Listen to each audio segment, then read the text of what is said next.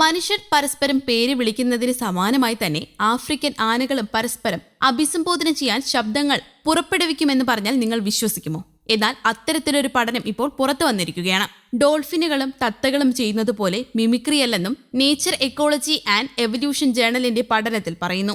1986-2022 കാലഘട്ടത്തിൽ കെനിയയിൽ Amboseli national പാർക്കിലും Samburu and Buffalo Springs national റിസർവിലുമായി നടത്തിയ പഠനത്തിന്റെ റിപ്പോർട്ടാണ് പുറത്തു വന്നത്. ആനകൾക്ക് കൂട്ടത്തിലെ ഓരോ ആനയെയും പ്രത്യേകം തിരിച്ചറിയാൻ കഴിയുന്നതിനോടൊപ്പം തന്നെ അവയിൽ ഓരോന്നിനെയും അഭിസംബോധന ചെയ്യുന്നതിന് പ്രത്യേകം ശബ്ദങ്ങളും ഉപയോഗിക്കും. ചെറിയ മുരൾച്ച പോലുള്ള ശബ്ദമാണ് ആനകൾ പുറപ്പെടുവിക്കുന്നത്. എന്നാൽ ഇവയിൽ നിന്നും വ്യത്യസ്തമായിരിക്കും പരസ്പരം വിളിക്കുന്ന പേര്. ഇവ ഉപയോഗിക്കുന്ന ശബ്ദവും വ്യത്യസ്തമായിരിക്കും. പേര് വിളിച്ച് മുരളുന്ന 3 സന്ദർഭങ്ങളാണ് പൊതുവെ ആനകൾക്കിടയിൽ ഉണ്ടാവുന്നതെന്നാണ് പഠന സംഘത്തിന്റെ കണ്ടെത്തൽ. കൂട്ടത്തിൽ നിന്ന് ദൂരെയായിപ്പോയ ആനയെ തിരിച്ചു വിളിക്കുന്നതിന് ഇവ പ്രത്യേകം പേര് വിളിക്കുന്നത് പോലുള്ള ശബ്ദം പുറപ്പെടുവിക്കും. തൊടാൻ പാകത്തിന് അടുത്ത പരിചയമുള്ള ആനയെ അഭിസംബോധന ചെയ്യുന്നതിനായും ചെറിയ മുരൾച്ച ശബ്ദം പുറപ്പെടുവിക്കും. കൂട്ടത്തിലെ കുഞ്ഞുങ്ങളോടുള്ള സ്നേഹപ്രകടനമായും പ്രത്യേകം ശബ്ദം ആനകൾ പുറപ്പെടുവിക്കാറുണ്ട്. പ്രധാനമായും പഠനസംഘം നിരീക്ഷിച്ചത് ആഫ്രിക്കൻ കാട്ടാന കൂട്ടങ്ങളിലെ പെണ്ണാനകളെയും കുട്ടിയാനകളെയുമാണ്. ഇവയുടെ പരസ്പരമുള്ള വിളികൾ റെക്കോർഡ് ചെയ്തു. അതിൽ 469 വിളികൾ മെഷീൻ ലേണിംഗ് മോഡൽ ഉപയോഗിച്ച് വിശകലനം ചെയ്താണ് പുതിയ കണ്ടെത്തലിലെത്തിയത്. ആനകളുടെ പ്രത്യേക കഴിവുകൾ ആനകൾക്ക് പ്രത്യേകതകൾ ഏറെയാണ്.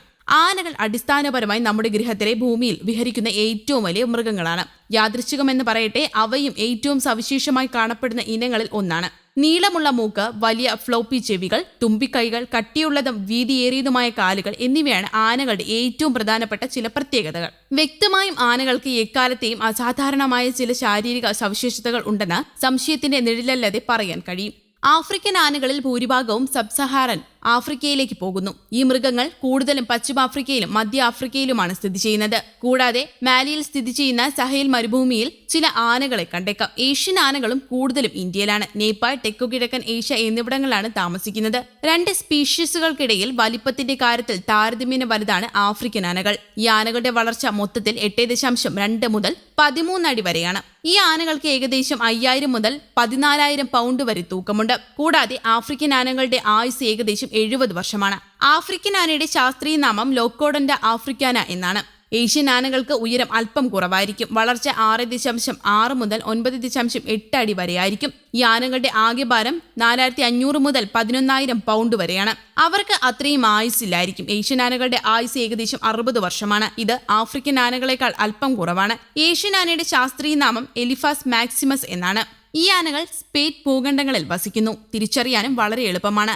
വിവിധ രാജ്യങ്ങളിൽ സ്ഥിതി ചെയ്യുന്ന ഈ ആനകളിൽ ചില വ്യത്യസ്ത ഉപജാതികളും സഹജീവികളോടുള്ള മനുഷ്യന്റെ ഉപദ്രവങ്ങളും ഇന്നോ തിരിച്ചറിയാനും വളരെ എളുപ്പമാണ്. വിവിധ രാജ്യങ്ങളിൽ സ്ഥിതി ചെയ്യുന്ന ഈ ആനകളിൽ ചില വ്യത്യസ്ത ഉപജാതികൾ കാണപ്പെടുന്നു. സഹജീവികളോടുള്ള മനുഷ്യന്റെ ഉപദ്രവങ്ങൾ ഇന്നോ ഇന്നലെയോ തുടങ്ങിയതല്ല. ആനകളോടുള്ള ഉപദ്രവങ്ങൾ അതിരുകടക്കുമ്പോഴാണ് അവർ പ്രതികരിക്കാറുള്ളത്. നല്ല ചൂടുള്ള സമയങ്ങളിൽ ആനകളെ ചുട്ടുപഴുത്ത റോഡിലൂടെ നടത്തിക്കൊണ്ടു പോകുന്നത് പലപ്പോഴും കണ്ടിട്ടുണ്ട്. അന്തരീക്ഷത്തിലെ കാലാവസ്ഥാ മാറ്റങ്ങൾ മനുഷ്യരെക്കാൾ കൂടുതൽ ബാധിക്കുന്നത് മറ്റു ജീവികളെയാണ്. ചുട്ടുപഴുത്ത റോഡിലൂടെ നമുക്ക് ചെരുപ്പിട്ട് നടന്നു പോകാൻ കഴിയുമ്പോൾ അതിനാകാതെ വെറും കാലിൽ നടന്നു പോകുന്ന ആനകൾ എത്രമാത്രം ചൂട് സഹിക്കുന്നുണ്ടാകും. ഒരു ലോറിയിൽ നിർത്തിക്കൊണ്ട് റോഡിലൂടെ പോകുമ്പോൾ അവയ്ക്ക് നിലത്തെറ്റാതെ നിൽക്കാൻ എത്ര പാടുപെടുന്നുണ്ടാകും. News desk, Kerala Kaumudi.